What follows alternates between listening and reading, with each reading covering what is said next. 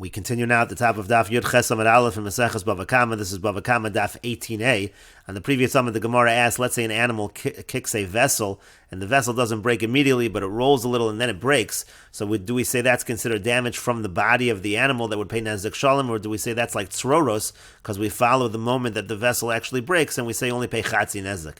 And the Gemara tried to bring a proof from a Brisa. The Brisa seemed to have two opinions about whether in this kind of a case, whether we say Nezek Shalom or Chatzi Nezek, or whether we say it's a muad, so to speak, or not. The Gemara had assumed that the Brisa was talking about exactly this case, where the chicken kicks the vessel, and the vessel rolls a little and then it breaks. And so we have exactly this discussion between the Brisa, whether we say Nezek Shalom or whether we say Chatzi Nezek. The Gemara says, no, that's not necessarily what's going on in the Brisa at all. It could be Behittis Tzroros. It could be that the Brisa is talking about a case where the chicken kicks up pebbles, a regular classic case of Tzroros. And why is there a machlokas in the Brisa, Chatzi Nezek or Nezek Shalom? Uvepluksa, the Sumchas v'Rabbanan kamiflagi. It could be the Brisa is the exact machlokas, Sumchas and the Rabbanan. Sumchas say that by Tzroros is Nezek Shalom, and the Rabbanan say Chatzi Nezek.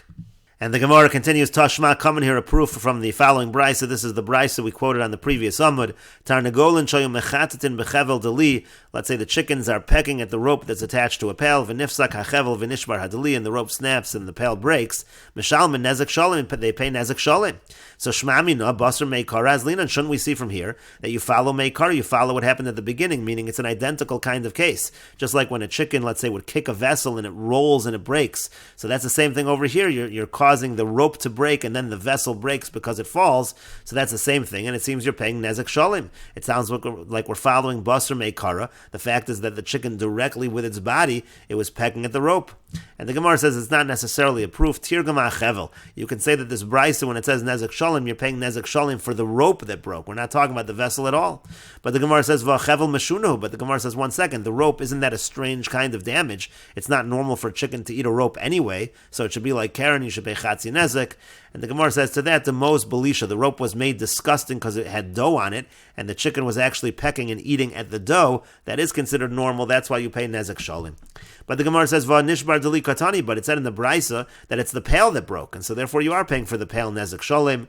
The Gemara says, Ella, rather what we can say is, in order that it's not a proof, we can say sumchasi, we can say this Brisa is actually sumchas, and maybe we don't follow meikara, maybe it really is tzroros, but the Amar tzroros nezek shalom mishalim, but sumchas says that tzroros pays nezek shalom, and it could be that's why over here you're paying nezek shalom. But the Gemara says sumchas, but the Gemara says, 1 second, if it's sumchas, ema seifa, let's look at the end of that very same Brisa. It said nitas mimenu shever. Let's say the vessel breaks, and then that broken piece goes v'nafal al kliyachar and hits a different vessel, v'shibra, and it breaks it. Al rishon mishalim nezek shalom. On the first one you pay nezek shalom, v'al achron mishalim chatzi nezek, and on the later one you pay chatzi nezek. So it sounds like the first one is not tzroros, and then the second vessel is tzroros, and we're not following sumchas. V'i sumchas, and if we're following sumchas, mi islay chatzi nezek. Does sumchas hold of this concept of chatzi nezek at all? He doesn't hold that tzroros is chatzi nezek.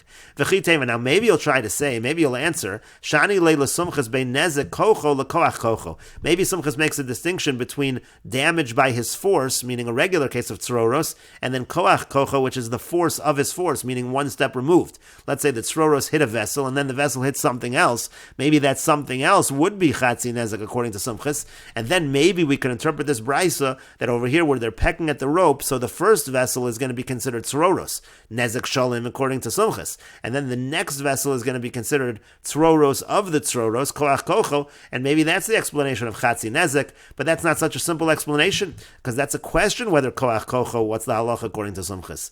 V'yalahad boy Rav Ashi, but what about the fact that Rav Ashi asked this exact question? Koach kocho l'sumchas ke kocho dami, olav ke kocho dami, is koach kocho according to sumchas like kocho, or is it not like kocho? Tivsho leid olav ke kocho dami. If we're going to interpret the Brisa in this fashion, it should come out that it's not like kocho, and that sumchas admits that you're going to pay chatzi nezek. Elalav rabbanan. So the Gemara says, no, rather you have to go back and say this brisa really is the rabbanan. Shmami no basar meikar azlin. And you see from here that you follow meikara, meaning again that kli, that pail that's attached to the rope, that's considered to be a direct damage, and that's why you pay nezek shalom. But the Gemara says not necessarily. Amar of Bevi Barabaya. Rav Bevi Barabaya says the koazul minei minei. What could be happening over here is the reason why you're paying nezek shalom is not because we're following meikara, but rather minei minei. He's actually pushing the deli directly, the chicken. Rashi says the koazul deli minei minei. The tail is moving from it itself, the tarnagol from the chicken. Maybe what happened over here was not that he snapped the rope and then it rolled and broke. Maybe he continuously pushes on it. Maybe at the moment that it broke, he was also in direct contact. The chicken was in direct contact, and if that's the case, it would not be a proof as an answer to our question. And the Gemara continues, Rava asks the following question, Chatzi nezek tzroros, when it comes to the payment of half that a person pays by tzroros migufo meshalim, so do you pay migufo, meaning from the value, from the animal itself, like you do by a keren tam? Or me'aliyah meshalim, or maybe you pay me'aliyah, meaning you have to pay from the best of your property, and you have to pay even if the damage is far more than the value of the animal itself. Even if half the damage is far more than the value of the animal itself, you would still have to pay it. Essentially, Rava is asking whether chatzi nezek tzroros is the same thing as chatzi nezek by a tam by keren. Migufo meshalim, on the one hand, we could say you pay migufo. To lo eshkechon chatzi nezek, the meshalim me'aliyah. We don't find chatzi nezek ever paying me'aliyah. Or maybe you pay me'aliyah to lo eshkechon ku'urchei the meshalim migufe, because we don't find normal types of damage that pays migufe. And the Gemara says, Tashma, coming here a proof from the brisa we brought above, Hidus eino muad, v'yesh omer mahareza muad. Hidus again is the chicken dancing around. One opinion is that it's not considered muad, and the other one is that it is considered muad. And so the Gemara says, Hidus al kadaydach, first of all, do you think it's damaging directly by dancing on the vessels? That would certainly be a case of muad. Elalav hidus v'hidus, rather it must be it's dancing, and it's causing a situation of tzroros, uvahakam iflagi, and they're arguing exactly about this. Man damar eino muad, kasavar migufa meshalim. The one that's saying eino muad just means to say you pay migufo. Everybody agrees you're paying chatzi nezek, but it's just a question how you pay. Eino muad means you pay migufo. Uman damar muad, kasavar me'aliyah meshalim. The man damar that says muad is saying that you pay me'aliyah. That's exactly the machlokas in this brisa. And the Gemara says, no, but plug said the sumchas v'rabbanon kamiflagi. It could be that the machlokas is, as we said above, it's just a simple machlokas, sumchas in the rabbanon. It's a regular case of tzroros. Sumchas says nezek sholim, that's muad, and the rabbanon say chatzi nezek, that's eino muad. And the Gemara continues, Tashma, come in here the following proof. Hakelev shenatal charora, this is a Mishnah. If a dog takes a biscuit, v'halach legadish, and then goes to a pile of grain, v'achal hacharora, and the kelev eats the biscuit, v'hidlikas hagadish, and this charora is very hot, it was on coals, and it causes a fire to the pile of grain. Al hacharora mishalim nezek sholim, on the biscuit you're going to pay nezek sholim, v'al hagadish mishalim chatzi nezek, and on the gadish you're going to pay chatzi nezek, you're going to pay half. Rashi says, "V'al charora nezek sholim." You're paying nezek sholim on the charora. The hainu shein. That's a regular case of shein. V'hadlokas gadish have it tzroros. The lighting of the gadish is tzroros.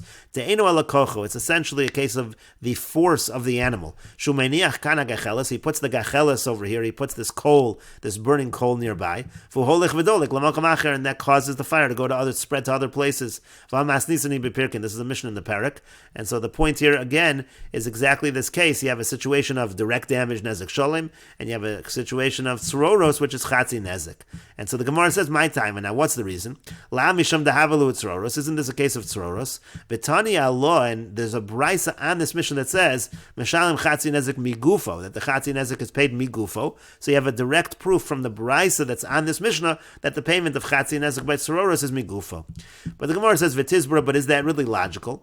Lo Rebbe Lozer nezek sholim, because the brisa over there goes on to say, according to Rebbe Lozer, that you pay nezek sholim, and you're going to say that's migufo, migufe, mieshkachon. Do you ever find nezek sholim that's migufo? You don't find such a thing. As Rashi says, Lo Rebbe Lozer damar bebraisa nezek sholim. Rebbe Lozer says in the Bryce you pay nezek sholim. Ve'afilu yisvir like a sumchas. Now, even if this Rebbe Lozer holds like sumchas, the Yomar tzroros nezek sholim, that says tzroros is nezek sholim, that could be the explanation for Rebbe Lozer. But migufe mieshkecha nezek sholim, do we ever find migufo and nezek sholim? The whole question was whether chatzi nezek tzroros is migufo, but nezek sholim tzroros would certainly not be migufo. V'chol orchei kagon tzroros rava gufa lo kami boile el alib d'Rabbanan. De'amri chatzi nezek mi boile. Rava was only asking the question according to Rabbanan, chatzi nezek, is that migufo? You have a high kashar chatzi nezek migufo. Is it like other cases of chatzi nezek migufo? Or dilma basar koorche azlin, or maybe since it's a normal kind of damage, it's me'aliyah. V'chol kiorche me'aliyah, who anytime it's kiorche, it's normal, so you pay me'aliyah. Aval aliba de sumchas pshita le rava de me'aliyah meshalim. But according to sumchas, it would be obvious you pay me'aliyah. Ta'alachol mili kemuad mashrilu, because according to sumchas, it's a regular normal case of muad, and so you cannot explain that that's what's going on over here. You can't say we're talking about a situation of tzroros, because Rebbe Lozer would certainly, if he's going with nezek sholim, Shalim certainly would not say that you pay migufo. And so the Gemara says, rather you have to explain in the whole Mishnah, the situation is as follows. There must be some kind of shinoi going on here with the coal, and it's really a situation of tam. And you'll have to explain Rabbi Lazar's following Rabbi Tarfon. Who says that if you have a strange kind of Karen damage, but you're in the property of the Nizik, Nezek Shalom Mishalem, you pay Nezek Shalom. And so therefore what we're really talking about here is Karen. And so we're talking about Karen, then it makes sense. We're talking about a strange kind of damage. So you pay that, migufo, that would make sense. And Rashi explains, the case is there was something strange with the coal, meaning shenotla befiv, the animal took the gachelis directly with its mouth, and placed it by the gadish, dahainu shinoi, that's already a strange kind of situation. It's not like where it takes a hot biscuit and causes that's normal. Rather, the question we can't even answer from here, it has nothing to do with sroros. If it was normal sroros, you would pay me'aliyah. Here you have sroros, but it's also a shinoi. That's the machlokas. Uvitzroros kiorchayu bein Rebbe Lazar bein Tanakama Srilu Kasimchas. If it would be normal tzroros, everyone would hold in this brisa, in this Mishnah / brisa like Sumchas, that you pay the nezek shalom mishalim. You pay nezek shalom. But here it's a chatzi nezek because there's a shinoi. Hilka chacha deshani b'tzroros kamar Tanakama chatzi nezek umigufa mishalim. Here already where you have a shinoi, so then we say you pay half according to the Tanakama migufo. The mishunahu v'told the Karen. It's considered to be strange and it's told of Karen. And Rashi continues, Rebbe Lazar savar Rabbi Tarfon damer mishuna Karen b'chatzar nizek mishalim nezek shalom. Rebbe Lazar holds like Rabbi Tarfon that if it's a mishuna kind of damage, but it's in the chatzar nizek, you pay nezek shalom. V'hoelu mishunahu, and since it's strange, afa gavda nezek shalom. Even though it's nezek shalom, mishalim migufo with the mishalim, you also pay according to Rebbe Lazar nezek. You also pay migufo, even though it's nezek shalom. Kedamrin lekamon b'shmaitin Rabbi Tarfon mishuna Karen b'chatzar nizek migufa mishalim. That we're going to say later on that according to Rabbi Tarfon, if you have Karen b'chatzar nizek, even though you pay full, you do pay migufo. And again, that's what's actually going on over here. So it's no proof to the regular case of Chatzi Nezek Sroros, whether it's Migufo or whether it's Me'aliyah. But the Gemara continues, Velohi, that this is not really the case. You don't have to say that this Mishnah / Bryce is talking about a situation of a shinoi, of a kind of strange damage. Why? Because my time of Mukmis Lok Rabbi Tarfon, why are you saying that this Bryce follows Rabbi Tarfon, that Rabbi Lazar follows Rabbi Tarfon, Mishum Nezek Shalom? Because of the statement of Nezek Shalom, you're saying, how could you have Nezek Shalom Migufo? The only way we can conceive of Nezek Shalom Migufo is if there's a shinoi. But that's not necessarily true. Rabbi Lazar savar kasumchas. We can go back to saying really this is a regular case of tzroros, and really it is migufo. It's a proof that chatzi nezek tzroros is migufo. And Rabbi Lazar holds like sumchas damar tzroros nezek shalom mishalim, who says that tzroros pays nezek shalom. And the question is, but that wouldn't be migufo. Why would you pay migufo when you're paying tzroros nezek shalom? But however, you can answer v'savar like Rabbi Yehuda. It could be that Rabbi Lazar holds like Rabbi Yehuda. The Amar tzad tamas b'makomo medis. Rabbi Yehuda holds by a normal case of Karen of tam and muad. So when the animal becomes a muad, but the tam portion, the chatzi nezek portion of the payment, that stays the same, and that is migufo. V'chikatani migufo atzad tamas, and the same would be true by tzroros. By tzroros, half of the payment would be migufo, the tam part of the payment, so to speak, and the other part of the payment would not. And that's how we could explain Rabbi Lazar. And we could really say we're talking about a regular case of tzroros. But the Gemara says, Amarle Rav Sama Breder Rav Ashi Ravina. Rav Sama Breder Rav Ashi said to Ravina, Amor deshamat le Rav Yehuda betam v'nasa muad. Maybe we could say that Rav Yehuda said that by a situation of Karen, where originally the animal was a tam, then it became a muad. So then we could say tzad tamus b'makomo medis, and you could say that the migufo is going on the tzad tamus. But b'muad mitchilaso, but let's say regular tzroros, where the animal is a muad from the outset, you don't have a tzad tamus over there. So would he say it over there? And we will continue with this discussion in the next video on Daf Yomi Gemara Amud Beis.